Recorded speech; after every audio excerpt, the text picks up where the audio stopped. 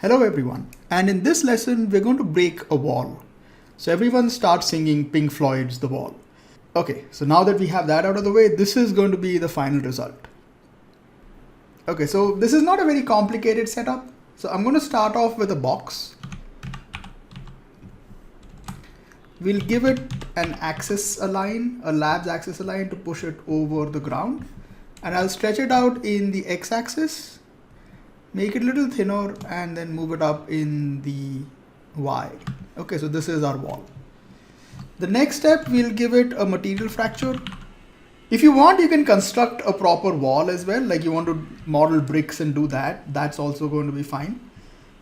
In this case, I just want to keep it simple. So we'll take a material fracture. I'll increase the number of breaks. So in the first one, I'll make it about 15.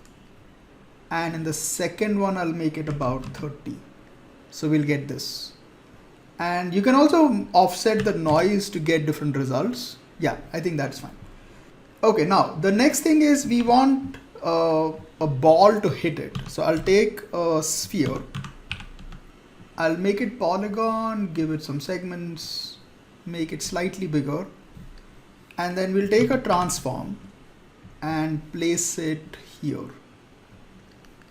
So if I just take a bullet solver and I just look at this wall, I'll turn on the ground plane in the bullet solver. If you press play, everything just falls down. So the first thing we need to do is we want to make sure that this does not move until it gets hit by something. So take an RBD configure, and in the RBD configure, you have an option which is called as sleeping. So turn on sleeping and keep the value to 1. What this will do is it will make sure that it doesn't move until something hits it.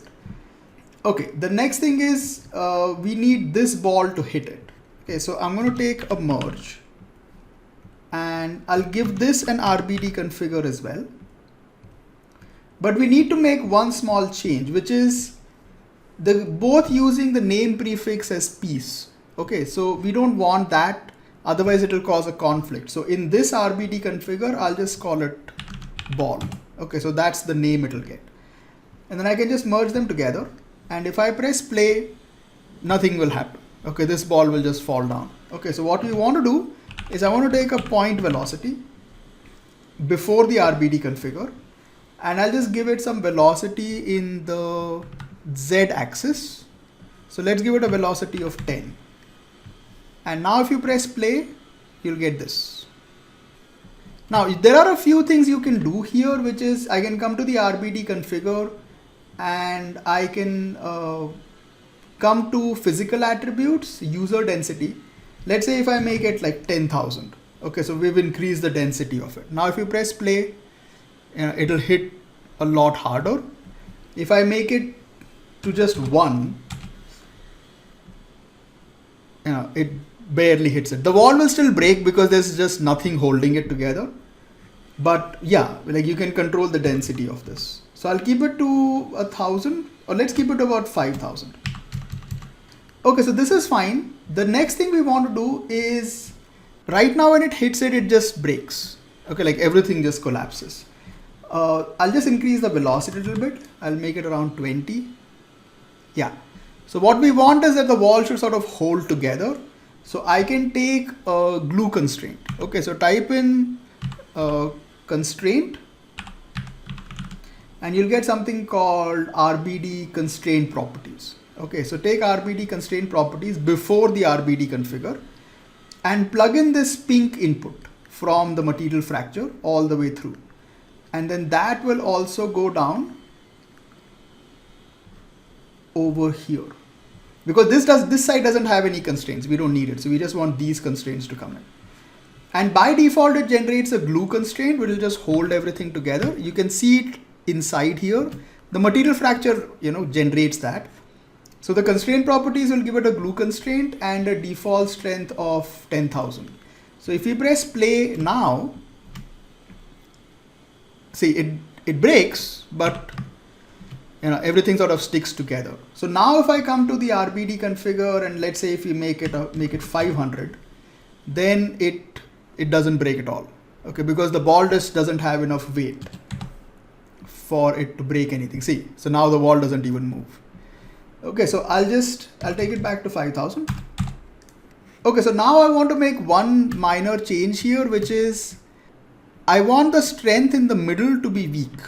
Okay, and I want these sides to be stronger.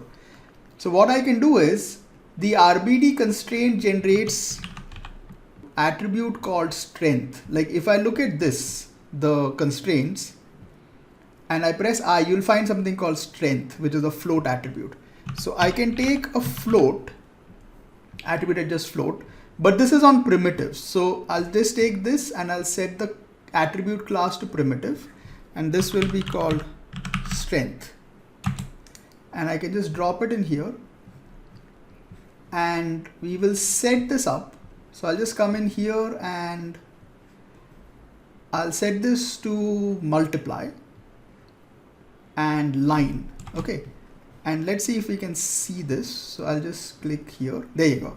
So what I want to do is, let's say we'll keep it like this, but we want strength on the sides, but nothing in the middle.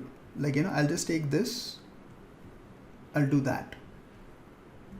So if I press play now, what's going to happen is it will break in the middle. See, but the outsides kind of stick together. All right, so this is our basic result right now. Okay, so what I want to do as a final thing is I don't want the wall to fall down. Okay, like I want these edges to remain standing.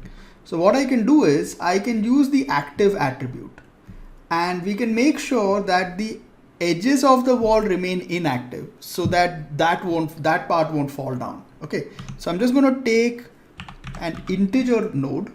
Okay, so attribute is just integer after the RBD configure, and we'll call it active.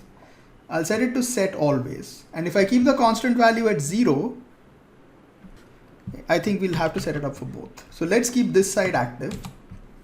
And if I press play, see, so nothing happens. Okay. You can also turn it on in the RBD configure, but we can do it this way as well. Now what I want to do with the wall is we'll set it to line, and I'll set it like this. And what I want to do is there should be 0 and 1, and we'll keep this flat, and we want it to be active in the middle and not active on the sides. So if I press play, see, this is what will happen. So I can then adjust. So now you can make your adjustments, like I can take this and see. So if I also take this value and increase it higher, so it'll only break a little bit, and that's pretty much it. So now you can just, if you want, you can add some chipping to this. Like I can come in here and I can add some chipping. It'll take a little bit of time to calculate, and press play, and there you go.